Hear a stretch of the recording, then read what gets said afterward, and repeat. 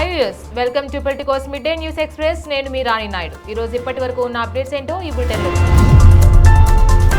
ఏపీలో పెరుగుతున్న అడవి ఏనుగుల దాడుల సమస్య పరిష్కారానికి ఈ నెల 21న కర్ణాటక ప్రభుత్వం 6 కుంకి ఏనుగులను ఇవ్వనుంది. సరిహద్దు జిల్లాల్లో అడవి ఏనుగులు గ్రామాలపై విరుచుకుపడి ప్రజల ప్రాణాలకు అలాగే పంటలకు నష్టం కలిగిస్తున్న విషయం తెలిసిందే. దానిపై స్పందించిన ఉప ముఖ్యమంత్రి పవన్ కళ్యాణ్ గత ఏడాది ఆగస్టులో కర్ణాటక ప్రభుత్వంతో మాట్లాడి అడవి ఏనుగులను అదుపు చేసి అడవుల వైపు మళ్లించే శిక్షణ పొందిన కుంకి ఏనుగులను పంపాలని కోరిన విషయం తెలిసిందే. అందుకు సానుకూలంగా ప్రతిస్పందించిన కర్ణాటక ప్రభుత్వం ఈ నెల 21న రాష్ట్రానికి 6 కుంకి ఏనుగులు అందజేయడానికి ఏర్పాట్లు చేసింది. ఆ రోజు బెంగళూరులోని విధాన సౌధ వద్ద కర్ణాటక ముఖ్యమంత్రి సిద్ధరామయ్య, ఉప ముఖ్యమంత్రి శివకుమార్లు పవన్ కళ్యాణ్ సమక్షంలో కుంకి ఏనుగులను అందజేయనున్నారు. కార్యక్రమం కూడా జరగనుంది. తమిళనాడు, కర్ణాటక, ఒరిస్సా సరిహద్దుల్లోని పంట పొలాలను నాశనం చేస్తున్న అడవి ఏనుగులను అదుపు చేసేందుకు ఈ కుంకి ఏనుగులను వాడనున్నారు. విజయనగరం ఉగ్ర పేలుళ్ల కేసులో షాకింగ్ నిజాలు బయటకు వస్తున్నాయి. ఈ వారం విజయనగరంలోని 4 ప్రాంతాల్లో పేలుళ్లకు అలాగే కుట్రలు చేసినట్లు వార్తలు వస్తున్నాయి. స్లమ్ ఏరియాలలో పేలుళ్లకు ప్లాన్ చేసినట్లు సమాచారం అందుతోంది. హైదరాబాద్ లో గతంలో జరిపిన పేలుళ్ల మాదిరిగానే విజయనగరంలో జరపాలని స్కెచ్ వేసినట్లు తెలుస్తోంది. విజయనగరం నుంచి విశాఖ వెళ్లిపోయిన ఎన్ఐఏ అధికారులు సిరాజ్ అలాగే సమీర్ ను ఇవాళ కస్టడీలోకి తీసుకునే అవకాశాలు స్పష్టంగా కనిపిస్తున్నాయి. అటు సిరాజ్ తండ్రి అలాగే అతని సోదరుడిని విజయనగరం పోలీస్ స్టేషన్ లో విచారించబోతున్నారు అధికారులు. ఇండియా వర్సెస్ పాకిస్తాన్ మధ్య యుద్ధ వాతావరణం నెలకొన్న నేపథ్యంలో దేశవ్యాప్తంగా అధికారులు ఇలాంటి విషయాలను గుర్తించారు. కోనసీమ జిల్లాపై వైసీపీ అధినేత జగన్మోహన్ రెడ్డి ఫోకస్ పెట్టారు. ఎన్నికల తరువాత నిరుత్సాహంలో ఉన్న ప్రజాప్రతినిధుల్లో ధైర్యం నింపుతూ వచ్చే ఎన్నికలపై పార్టీ అధినేత దిశానిర్దేశం చేస్తున్నారు. ఇందులో భాగంగా కోనసీమ జిల్లా స్థానిక సంస్థల ప్రజాప్రతినిధులతో నేడు వైఎస్ జగన్ భేటీ కాబోతున్నారు. రామచంద్రపురం మున్సిపాలిటీ, పార్వతీపురం మన్యం జిల్లా, పార్వతీపురం మున్సిపాలిటీ అలాగే శ్రీ సత్యసాయి జిల్లా రామగిరి మండలం, గ్రేటర్ విశాఖ మున్సిపల్ కార్పొరేషన్ కార్పొరేటర్లతో వైసీపీ స్థానిక సంస్థల ప్రజాప్రతినిధులతోనూ జగన్ తాడేపల్లి పార్టీ కార్యాలయంలో సమావేశం కానున్నారు. ఈ సమావేశానికి ఎంపీపీలు, వైస్ ఎంపీపీలు, మున్సిపల్ చైర్పర్సన్లు, మున్సిపల్ వైస్ చైర్పర్సన్లు, కౌన్సిలర్లు, ఎంపీటీసీలు, కార్పొరేటర్లను ఆహ్వానించారు. వీరితో పాటు ఆయా జిల్లాలకు సంబంధించిన వైసీపీ ముఖ్య నాయకులు కూడా హాజరు కానున్నారు. రాష్ట్రంలో జరుగుతున్న పరిణామాలు, పార్టీ బలోపేతం, మున్సిపాలిటీ, కార్పొరేషన్ల ఎన్నికలపై దిశానిర్దేశం చేయనున్నారు. కాళేశ్వరం బ్యారేజీల నిర్మాణాల్లో కీలక భూమిక పోషించిన మాజీ ముఖ్యమంత్రి కేసీఆర్ ను క్రాస్ ఎగ్జామినేషన్ చేశాకే జస్టిస్ పినాకి చంద్రబోస్ కమిషన్ ప్రభుత్వానికి నివేదిక సమర్పించనున్నట్లు తెలుస్తోంది.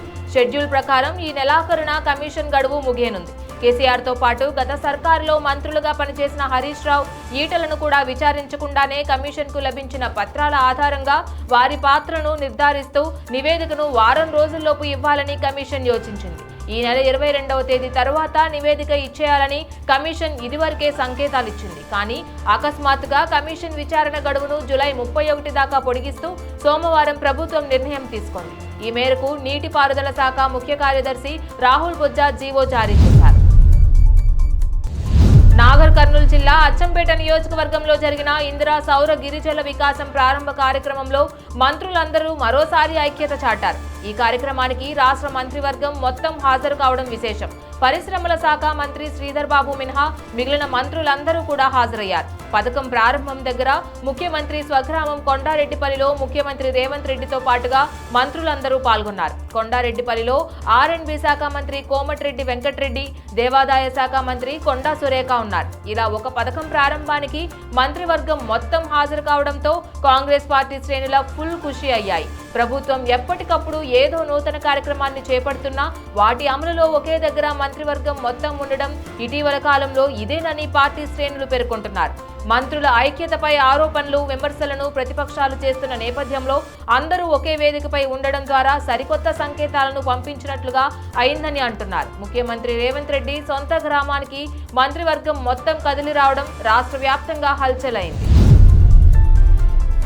తెలంగాణలో మరో సంచలన ఘటన చోటు చేసుకుంది. నిత్యం హై సెక్యూరిటీ ఉండే రాజ్ భవన్ లో భారీ చోరీ జరిగింది. ఈ మేరకు సుధర్మ భవన్ లో మొత్తం 4 హార్డ్ డిస్క్లు మాయమైనట్లుగా రాజ్ భవన్ ఐటీ మేనేజర్ ఈ నెల 15న పంజాగుట్ట పోలీసులకు ఫిర్యాదు చేశారు. ఈ మేరకు రంగంలోకి దిగిన పోలీసులు ఈ నెల 14వ తేదీన మొదటి అంతస్తులో ఉన్న గదిలోకి ఓ ఆగంతకుడు దూరి హార్డ్ డిస్క్లను ఎత్తుకెళ్లినట్లుగా సీసీటీవీ ఫుటేజ్ ద్వారా గుర్తించారు. అయితే రాజ్ భవన్ కు సంబంధించి మొత్తం వ్యవహారాలతో పాటు కీలకమైన రిపోర్టులు, ఫైల్స్ ఆ హార్డ్ డిస్క్లలో ఉన్నట్లుగా తెలుస్తోంది. అయితే 14వ తేదీ అర్ధరాత్రి హెల్మెట్ ధరించి కంప్యూటర్ గదిలోకి వెళ్ళింది ఎవరు? ఇది ఇంటి దొంగల పనేనా లేక బయట వారు ఎవరైనా చేశారా అన్న దానిపై పంజాగుట్ట పోలీసులు అన్ని కోణాల్లో ఆరా తీశారు. ఈ మేరకు తాజాగా పంజాగుట్ట పోలీసులు రాజ్ భవన్ లో అవుట్సోర్సింగ్ ఉద్యోగిగా పనిచేస్తున్న హార్డ్వేర్ ఇంజనీర్ శ్రీనివాస్ హార్డ్ డిస్క్లను చోరీ చేసినట్లుగా గుర్తించి అరెస్ట్ చేశారు. అనంతరం అతడిని పోలీసులు రిమాండ్కు తరలించారు. పాకిస్తాన్తో సంబంధం ఉన్న గూఢాచార్య నెట్వర్క్ పై అధికారులు ఉక్కుపాదం మోపుతున్నారు. 2 వారాల వ్యవధిలో యూట్యూబర్ జ్యోతి మల్హోత్రా సహా 12 మందిని అరెస్ట్ చేశారు. పంజాబ్లో 6, హర్యానాలో 5, ఉత్తరప్రదేశ్లో 1ని అదుపులోకి తీసుకున్నారు. పెహల్గాం ఉగ్రదాడి, ఆపరేషన్ సింధూర్ నేపథ్యంలో ఈ మేరకు చర్యలు తీసుకుంటున్నట్లు అధికారులు తెలిపారు. నిందితులు పాక్ నిఘా వర్గాలకు సున్నితమైన సమాచారాన్ని చేరవేస్తున్నట్లు ఇప్పటి వరకు చేపట్టిన దర్యాప్తులో వెల్లడైందన్నారు. వారి ఆర్థిక లావాదేవీలను సునిశ్చితంగా పరిశీలిస్తున్నామని, ఎలక్ట్రానిక్ పరికరాల ఫోరెన్సిక్ విశ్లేషణ కూడా జరుగుతోందని చెప్పారు. ఆపరేషన్ సింధూర్ పై భారత ఆర్మీ కీలక ప్రకటన చేసింది. ఈ మిషన్ లో భాగంగా పాకిస్తాన్ కు చెందిన 64 సైనికులు, అధికారులు మృతి చెందినట్లు పేర్కొంది. మరో 90 మందికి పైగా తీవ్రంగా గాయపడినట్లు వెల్లడించింది. అలాగే పీఓకే పాకిస్తాన్లోని 9 స్థావరాలపై చేసిన మెరుపు దాడుల్లో 100 మందికి పైగా ఉగ్రవాదులు హతమైనట్లు తెలిపారు. జమ్మూ కాశ్మీర్లోని పెహల్గాం ఉగ్రదాడికి ప్రతీకారంగా ఇండియన్ ఆర్మీ ఆపరేషన్ సింధూర్ను ప్రారంభించిన విషయం తెలిసింది. రష్యా, ఉక్రెయిన్ మధ్య యుద్ధం విషయంలో కీలక పరిణామం చోటు చేసుకుంది. నిన్న రాత్రి రష్యా అధ్యక్షుడు పుతిన్తో అమెరికా అధ్యక్షుడు ట్రంప్ సుదీర్ఘ చర్చలు జరిపారు. అనంతరం ట్రంప్ తన ట్విట్టర్ ఖాతాలో మీటింగ్ గురించి పోస్ట్ చేశారు. రష్యా అధ్యక్షుడు వ్లాదిమిర్ పుతిన్తో 2 గంటల సుదీర్ఘ సంభాషణను పూర్తి చేశాను. ఇది చాలా బాగా జరిగిందని నేను భావిస్తున్నాను. రష్యా, ఉక్రెయిన్ వెంటనే కాల్పుల విరమణ కోసం చర్చలు ప్రారంభిస్తాయి. ఈ చర్చలు యుద్ధాన్ని ముగించే దిశగా ముందుకు సాగుతాయి. ఈ భయంకరమైన రక్తపాతం ముగిసిన తరువాత రష్యా యునైటెడ్ స్టేట్స్ తో పెద్ద ఎత్తున వాణిజ్యం చేయాలని కోరుకుంటుంది. నేను దానికి అంగీకరిస్తున్నాను. రష్యాకు భారీ ఉద్యోగాలు, సంపద సృష్టించే అవకాశం ఉంది. దాని సామర్థ్యం అపరిమితంగా ఉందని నాకు తెలుసు. ఉక్రెయిన్ కూడా దేశ పునర్నిర్మాణంలో భాగంగా వాణిజ్యం ద్వారా గొప్ప ప్రయోజనం పొందవచ్చు. రష్యా, ఉక్రెయిన్ మధ్య చర్చలు వెంటనే ప్రారంభమవుతాయి. నేను ఈ విషయాన్ని ఉక్రెయిన్ అధ్యక్షుడైన వోలోడిమిర్ జెలెన్స్కీకి, అలాగే యూరోపియన్ కమిషన్ అధ్యక్షురాలు Ursula von der Leyen, France అధ్యక్షుడు ఇమాన్యుయల్ మాక్రోన్, ఇటలీ ప్రధాని మంత్రి Giorgia Meloni, Germany chancellor Friedrich Merz, Finland అధ్యక్షుడు అలెగ్జాండర్ స్టబ్లకు పుతిన్తో సంభాషణ తర్వాత వెంటనే జరిగిన కాల్లో తెలియజేశాను. వాటికన్ పోప్చే ప్రాతినిధ్యం వహించబడినట్లుగా ఈ చర్చలను ఆతిథ్యం ఇవ్వడానికి ఆసక్తి చూపింది అని తెలిపారు ట్రంప్. ఇజ్రాయెల్, హమాస్ ఉద్రిక్తతల మధ్య 11 వారాలుగా గాజాకు ఆహారం సహా అన్ని సహాయ కార్యకలాపాలు నిలిచిపోయిన సంగతి తెలిసిందే.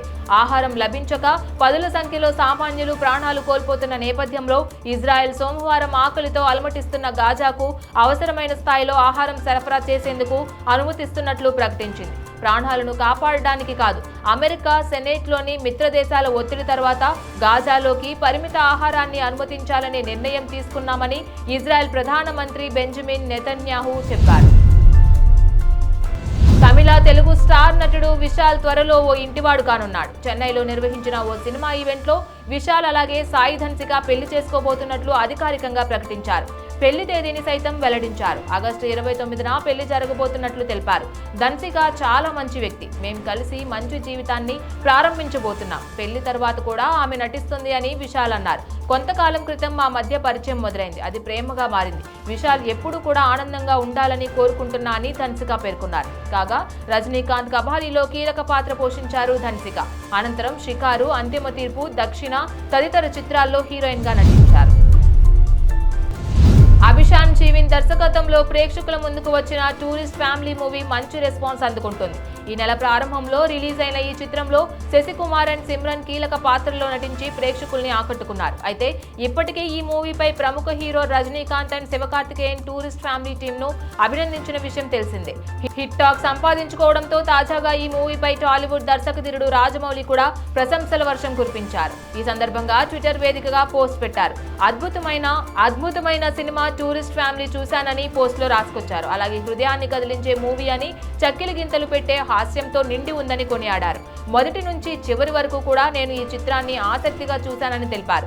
అభిషన్ జీవంత్ గొప్పగా రచించి దర్శకత్వం వహించారని చెప్పుకొచ్చారు. ఇటీవలి సంవత్సరాల్లో అత్యుత్తమ సినిమా అనుభవానికి ధన్యవాదాలు అని, ఎవరూ ఈ చిత్రాన్ని మిస్ అవ్వకండి అని జక్కన్న ట్వీట్ లో వెల్లడించారు. ఇండియన్ ప్రీమియర్ లీగ్ 2025 టోర్నమెంట్ లో భాగంగా ఇవాళ మరో మ్యాచ్ జరగనుంది. Chennai super Kings versus Rajasthan Royals మధ్య ఇవాళ ఫైట్ ఉండనుంది. ఈ రెండు జట్ల మధ్య మ్యాచ్ ఢిల్లీలోని అరుణ్ జైట్లీ మైదానంలో రాత్రి 7:30 నిర్వహించనున్నారు. ఇప్పటికే చెన్నై, రాజస్థాన్ జట్లు ఐపీఎల్ టోర్నమెంట్ నుంచి వైదొలిగిన సంగతి తెలిసిందే. దీంతో నామమాత్రపు మ్యాచ్ మాత్రమే ఇవాళ ఆడబోతున్నాయి. కాబట్టి రెండు మ్యాచ్లలో కూడా ప్రయోగాలకు అవకాశాలు ఇవ్వనున్నారు. ఇప్పుడు వరకు ఛాన్స్ రాని ప్లేయర్లకు అవకాశం దక్కే ఛాన్స్ కూడా ఉన్నట్లు తెలుస్తోంది. గత 3 ఏళ్లలో మన దేశ ఎగుమతుల స్వరూపం మారిపోయింది. స్మార్ట్ ఫోన్ల ఎగుమతులు, పెట్రో ఉత్పత్తులు, వజ్రాల ఎగుమతులను మించిపోయాయి. 2023-24లో $1,557 కోట్ల ఉన్న వీటి ఎగుమతి 2024-2025 మార్చితో ముగిసిన ఆర్థిక సంవత్సరంలో 55% వృద్ధి రేటుతో $2,414 కోట్ల చేరాయి. గత ఆర్థిక సంవత్సరం మన దేశం నుంచి అమెరికా, నెదర్లాండ్స్, ఇటలీ, జపాన్, చెక్ రిపబ్లిక్ దేశాలు అత్యధికంగా స్మార్ట్ ఫోన్లను దిగుమతి చేసుకున్నాయి. గత 3 ఏళ్లలో మన దేశం నుంచి స్మార్ట్ ఫోన్లు అమెరికాకు 5 రెట్లు, జపాన్కు 4 రెట్లు పెరిగాయని కేంద్ర వాణిజ్య మంత్రిత్వ శాఖ తెలిపింది. ఇవి ఇప్పటి వరకు ఉన్న అప్డేట్స్. ఇక మరిన్ని అప్డేట్స్ కోసం stay tune to Politicos media. Please subscribe to the channel and download the Politicos app from the links in the description.